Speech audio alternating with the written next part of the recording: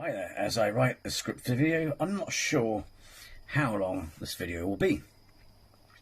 But I found something interesting about the description of Allah, his throne, and the multiverse, and the image that's mentioned in the Quran, and the image that sprang to mind. The Quran is considered the holy book of Islam, believed by Muslims to be a revelation from God. While the Quran does not explicitly mention the concept of the multiverse, as it were, or as understood in modern science, some interpretations and discussions have led to the consideration of parallels between certain Quranic verses and elements of the multiverse theory.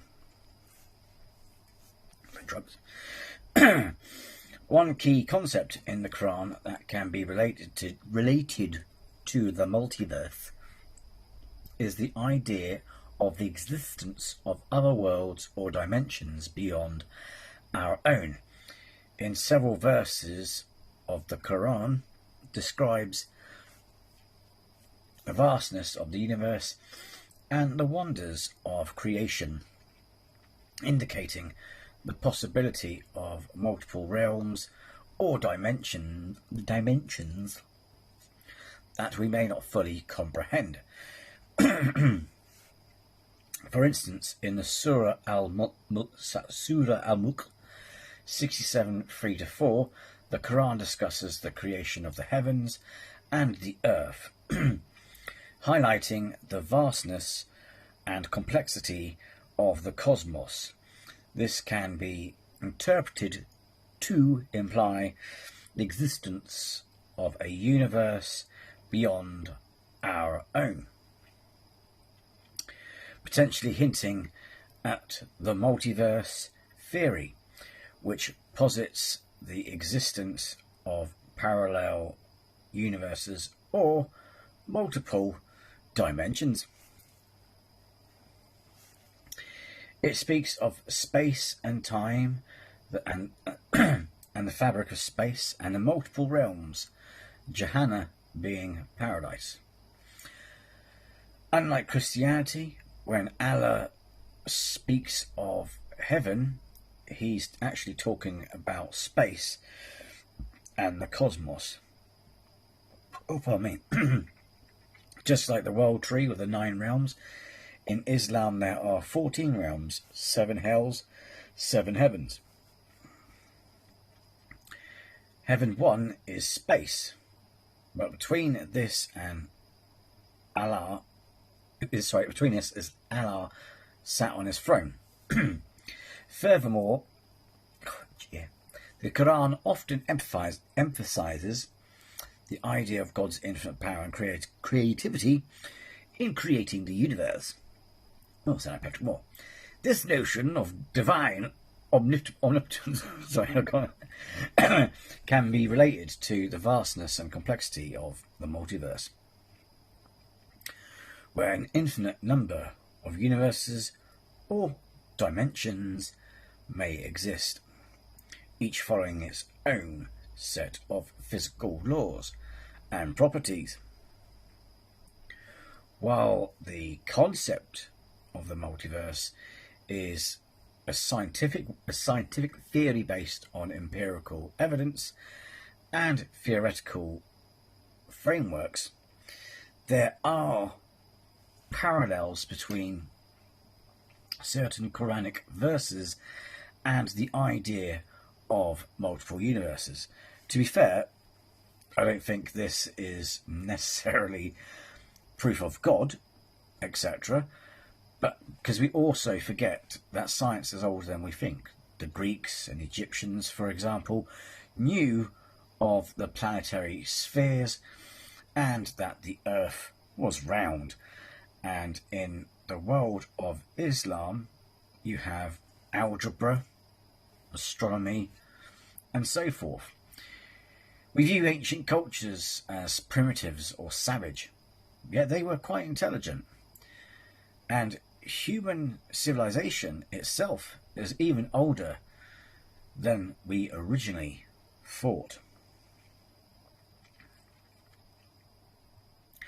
While the Quran does not explicitly discuss the multiverse as a scientific concept, it merely mentions it.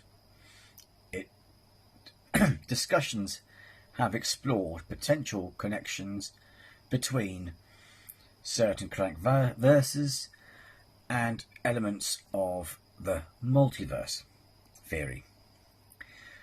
The Quran's emphasis on the vastness of the universe, the complexity of creation, and the omnipotence of God can offer insights into the idea of multiple realms or dimensions beyond our current understanding. Now, what's this got to do with Loki? Well, incidentally, warnings. This will contain warnings and spoilers for Loki Season 2. Now, I'm not saying this is connected, as like inspiration. I'm just saying visually, this is the image that it conjured for me when I was hearing about this stuff. So, in the Quran, Allah creates space, time, and the multiverse, right?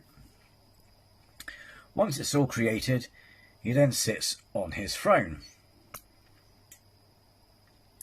Well, this is what Loki does at the end of Loki Season 2. The multiverse is destroyed and Loki restores it, sitting on a throne, being the keeper of the multiverse.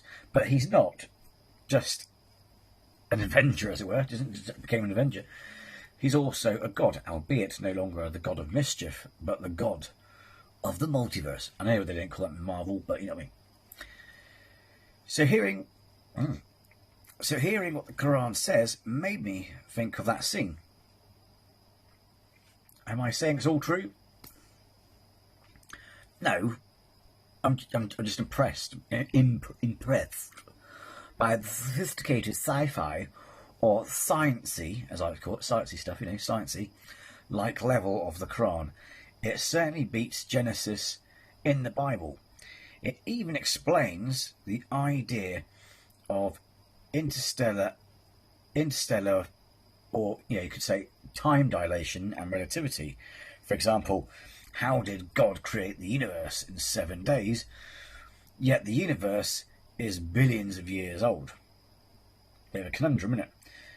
Well, according to the Quran, because of the laws of relativity, it appeared to be 7 days for Allah, but for us, 14 or so billion years. Relativity stuff. Although it is speculated that the translation may be off, and that the Quran, and people say that the Quran says 7 periods, not days. But then again, this could mean days, months, or years. Still doesn't matter. The relativity idea is what's happening there.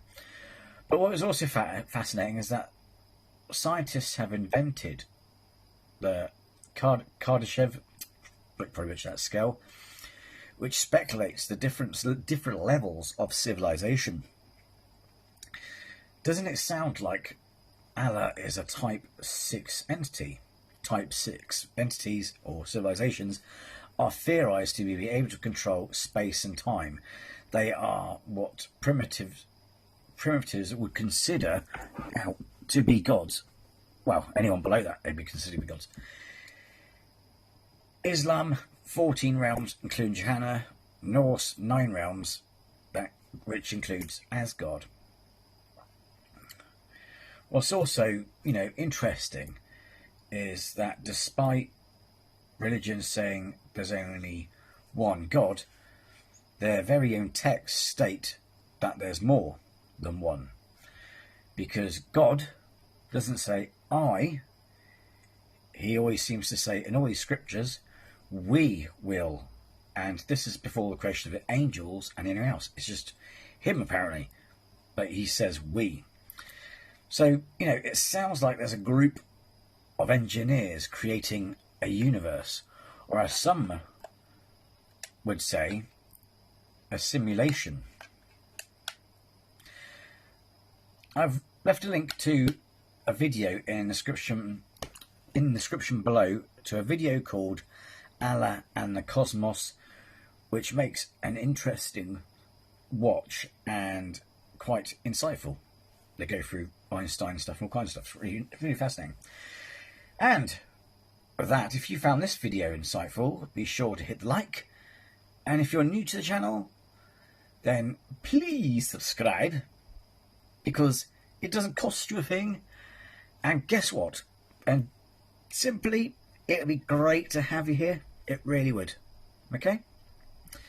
So, with that, thanks for watching. I hope you're having a great weekend. Take care and be well.